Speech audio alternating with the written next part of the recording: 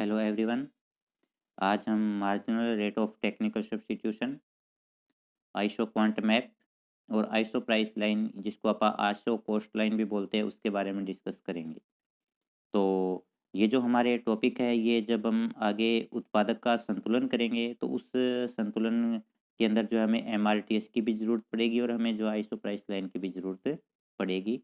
तो उसके दृष्टिकोण से ये जो टॉपिक है वो काफ़ी इम्पोर्टेंट है। तो आइए शुरू करते हैं अपना आज का ये टॉपिक। सबसे पहले हम जो है तकनीकी प्रतिस्थापन की इस सीमांत दर, जिसको हम एमआरटीएस बोलते हैं, उसके बारे में डिस्कस करते हैं।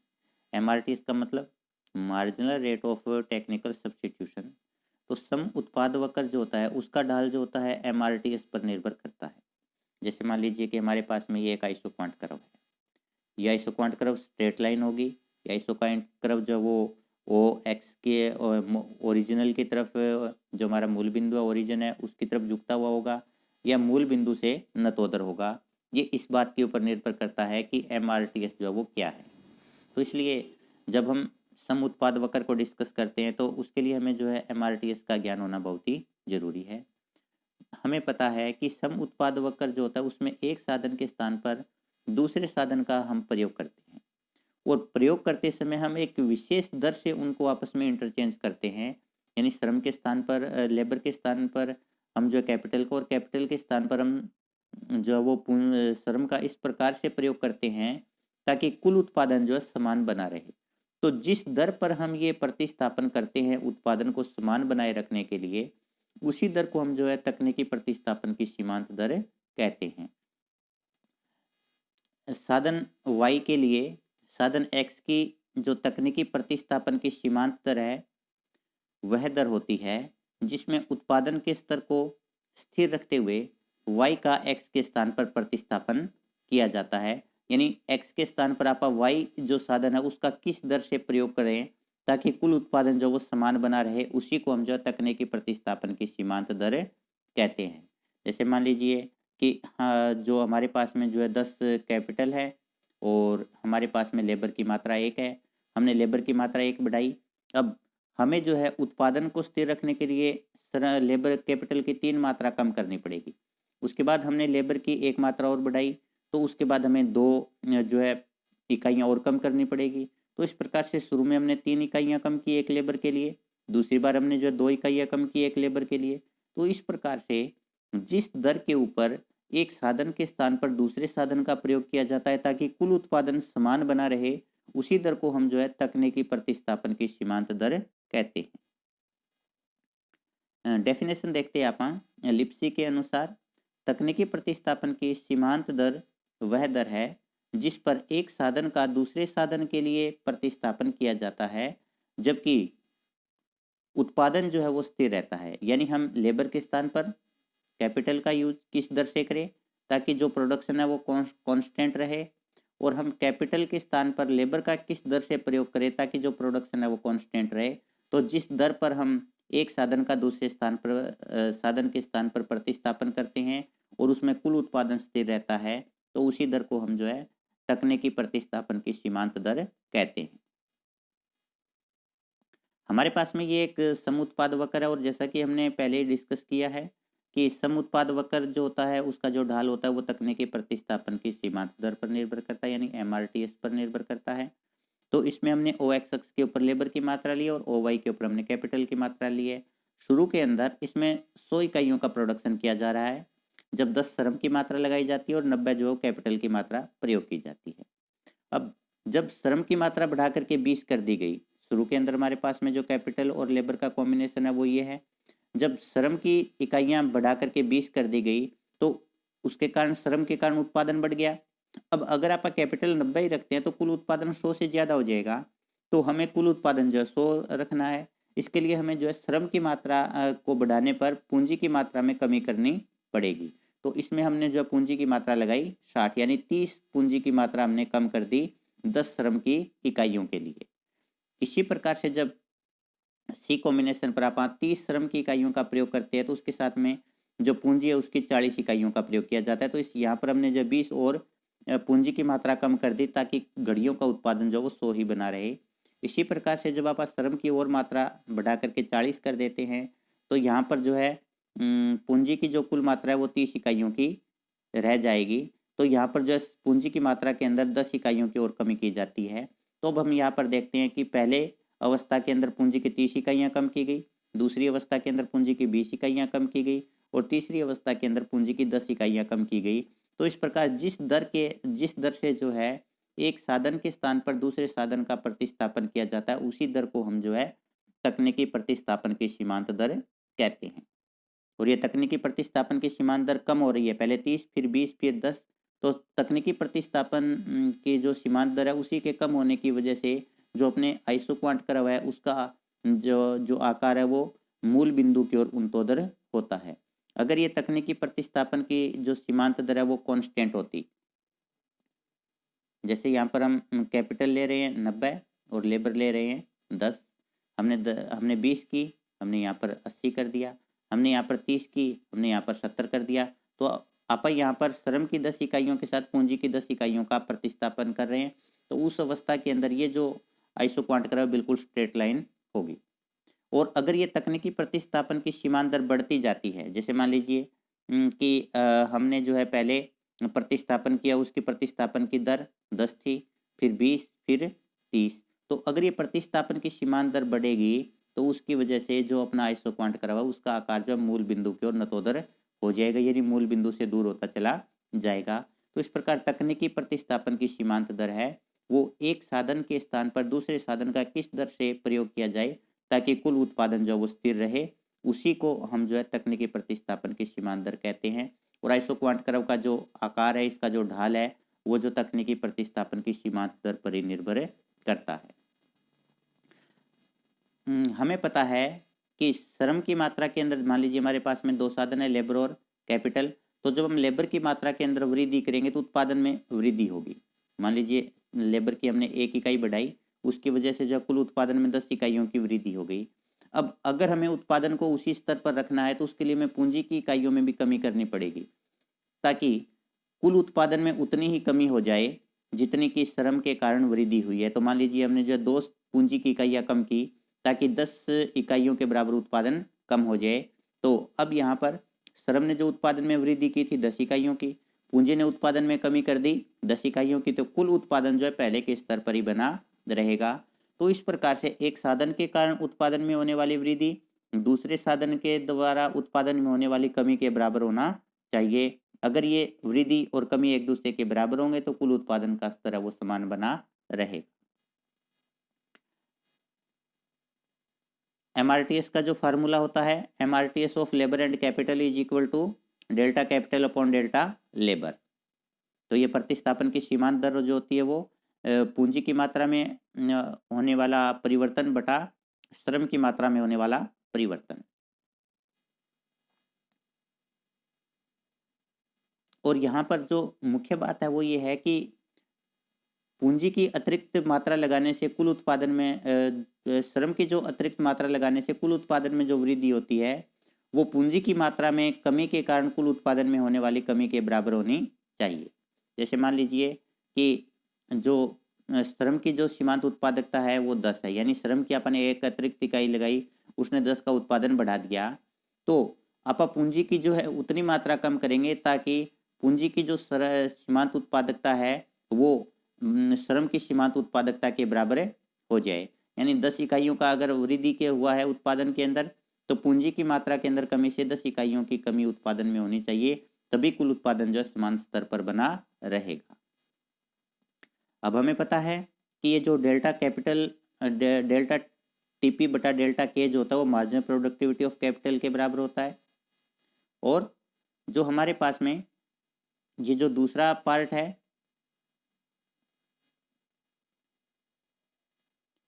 ये, यानी डेल्टा टीपी बटा डेल्टा एल, वो जो मार्जिनल प्रोडक्टिविटी ऑफ लेबर के बराबर है। तो इसका मतलब जहाँ पर जो उत्पादन को समान रखना है, अगर हमें उत्पादन में वृद्धि नहीं होने देनी है तो उस अवस्था के अंदर जो है marginal productivity of capital is equal to marginal productivity of labour होना चाहिए।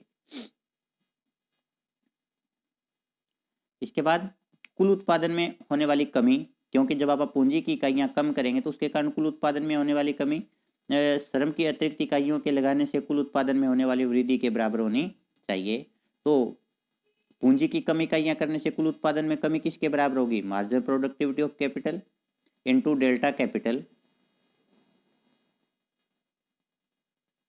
और जो उत्पादन में वृद्धि होगी क्योंकि आप श्रम की मात्रा बढ़ा रहे हैं वो किसके बराबर होगी? Delta TP is equal to, यानी कुल उत्पादन में होने वाली वृद्धि, marginal productivity of labour into delta labour. मान लीजिए कि पूंजी की हमने जो है 1 इकाई कम की, पूंजी की 1 इकाई कम करने के कारण पूंजी की जो सीमांत उत्पादकता है वो 10 है, तो 10 इकाइयों की कमी हो गई। हमने लेबर की जो है 1 इकाई बढ़ाई और उसकी जो मार्जिनल प्रोडक्टिविटी है वो 10 है, तो उत्पादन के अंदर जो 10 की वृद्धि हो गई। तो उत्पादन में होने वाली कमी -10, उत्पादन में होने वाली वृद्धि है वो 10। तो इस प्रकार ये दोनों बराबर होनी चाहिए। तो इसका मतलब आप ये भी तो लिख सकते हैं, marginal productivity of capital into capital is equal to marginal productivity of labour into delta labour.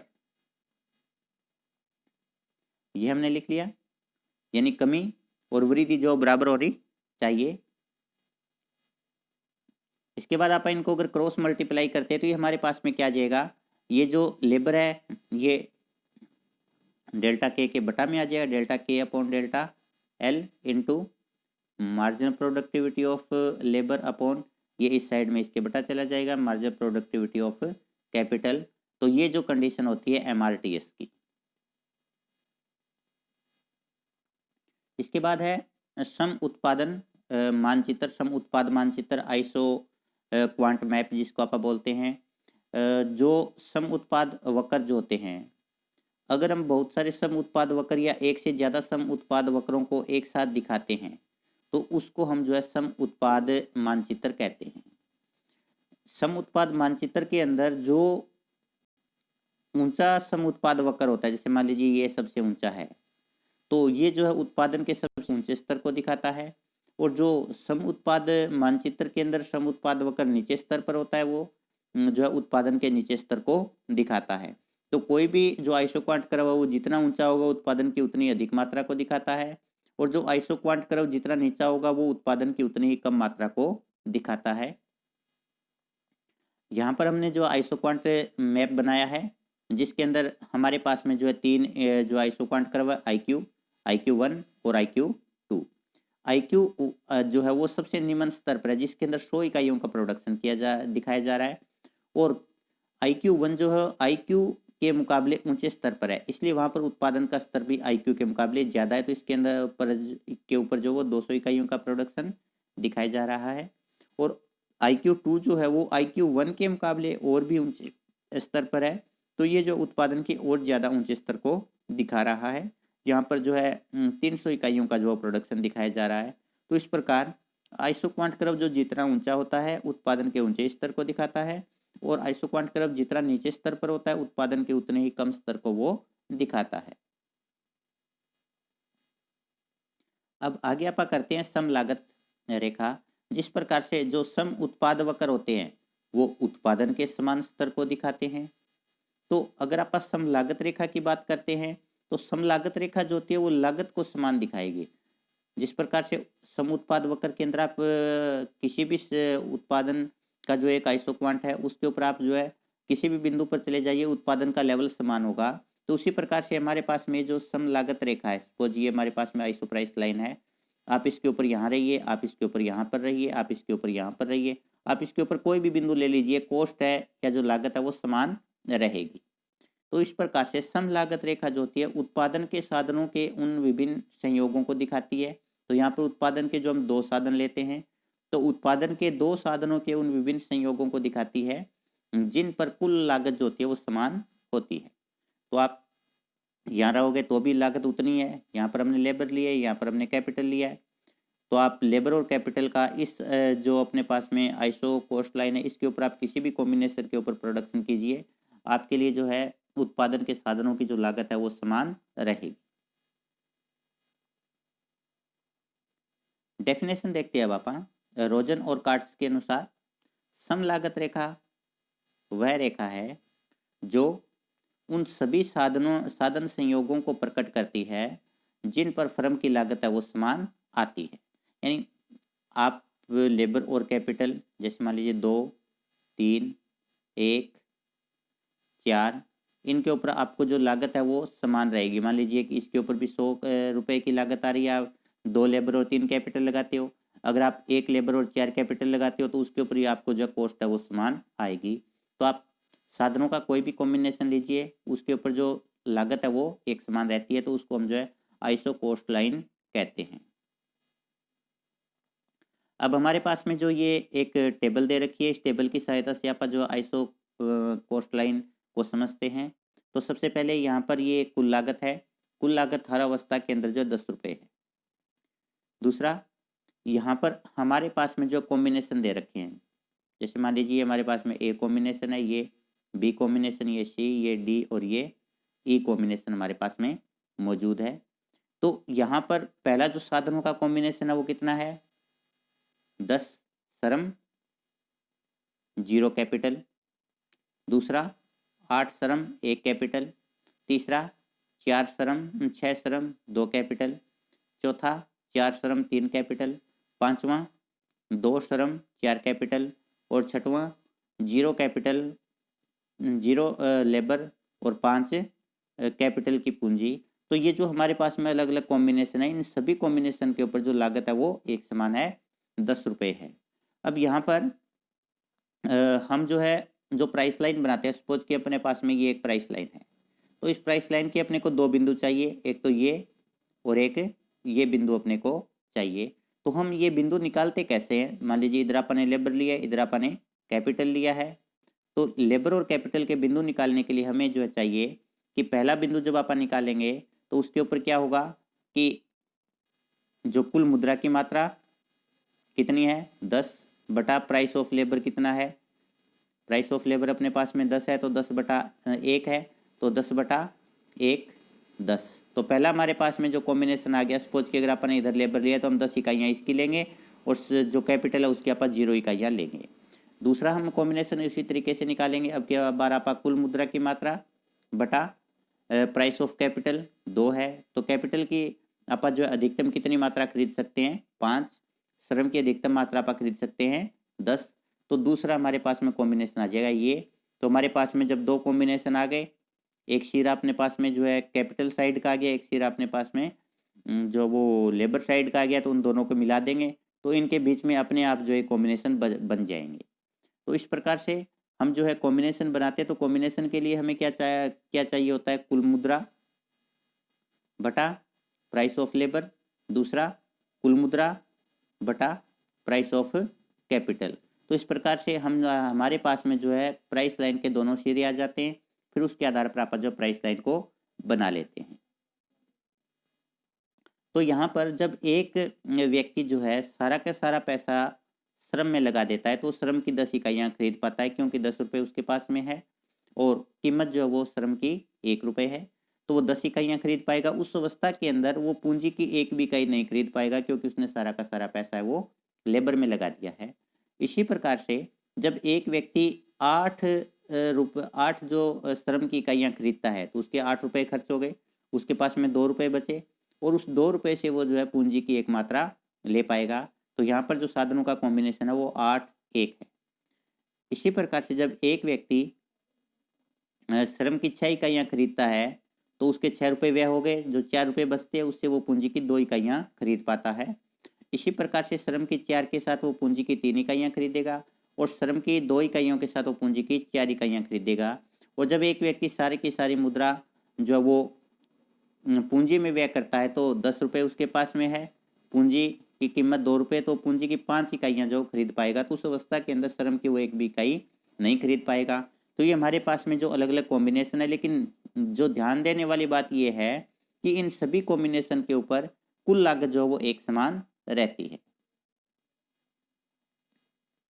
अब आप सम लागत रेखा देखते हैं। इसके अंदर हमने ओ एक्स अक्ष के ऊपर लेबर की मात्रा ली और ओ वाई के ऊपर हमने कैपिटल की मात्रा ली है। यहाँ पर को जो कुल मुद्रा है वो 10 रुपये है, प्राइस ऑफ लेबर जो वो 1 रुपये है, प्राइस ऑफ कैपिटल जो है वो 2 रुपये है। तो जब एक व्यक्ति सारी की सारी इकाइयाँ जो है लेबर की खरीदता है तो 10 रुपये में वो जो है 10 लेबर की इकाइयाँ खरीद पाएगा। तो हमारे पास में ए कॉम्बिनेशन आ गया। इसी प्रकार से अगर एक व्यक्ति सारी की सारी इकाइयाँ जो वो कैपिटल की खरीदता है, तो 2 रुपये कैपिटल की कीमत है, तो वो 10 रुपये में 5 जो है कैपिटल की इकाइयाँ खरीदेगा। तो हमारे पास में एक दूसरा कॉम्बिनेशन आ गया। तो इस प्रकार से ये अगर आप इन दोनों को मिला देते हैं ए और बी को, तो हमारे पास में ये जो लाइन आती है हमारे पास में आइसो कॉस्ट लाइन या आइसो प्राइस लाइन है। इसी प्रकार से अब बीच के कॉम्बिनेशन जो अपने आप बन जाते हैं। जब एक व्यक्ति पूंजी की 4 इकाइयाँ खरीदता है, तो उसके 8 रुपये व्यय हो गए, 2 रुपये बच गए, तो वो श्रम की 2 इकाइयाँ खरीद पाएगा। तो ये हमारे पास में सी कॉम्बिनेशन है, 4 2। इसी प्रकार से जब एक व्यक्ति पूंजी की 3 इकाइयाँ खरीदता है, तो उसके 6 रुपये व्यय हो गए, 4 रुपये बच गए, उसमें वो श्रम की 4 इकाइयाँ खरीद पाएगा। तो ये हमारे पास में एक डी कॉम्बिनेशन है। इसी प्रकार से पूंजी की 2 इकाइयों के साथ में एक व्यक्ति जो वो श्रम की 6 इकाइयाँ खरीद सकता है, और कैपिटल की 1 इकाई के साथ में व्यक्ति जो है वो श्रम की 8 इकाइयाँ खरीद सकता है। और जब वो पूंजी की 0 इकाई खरीदता है, तो कैपिटल की 10, और जब वो श्रम की 10 इकाइयाँ, और जब वो श्रम की 10 इकाइयाँ 0 इकाई खरीदता है, तो वो पूंजी की जो है 5 इकाइयाँ खरीद सकता है। तो इस प्रकार से ये जो अलग-अलग कॉम्बिनेशन है, सभी कॉम्बिनेशन जो होते हैं समान लागत को दिखाते हैं। तो इस प्रकार हम जो है प्राइस लाइन बना सकते हैं। अब जो हमारे पास में प्राइस लाइन है, उसका ढाल जो होता है वो कीमतों के अनुपात पर निर्भर करता है। तो प्राइस लाइन का जो ढाल है वो price of labour upon price of capital, इसके ऊपर निर्भर करता है। प्राइस ऑफ लेबर कितना है हमारा 1, और प्राइस ऑफ कैपिटल 2। तो इसका जो ढाल है वो 1/2 के बराबर होगा। तो इस प्रकार से जो हमारी प्राइस लाइन है, हम प्राइस लाइन के ढाल को भी निकाल सकते हैं। इसके साथ अपना ये जो आज का टॉपिक है वो समाप्त होता है। धन्यवाद।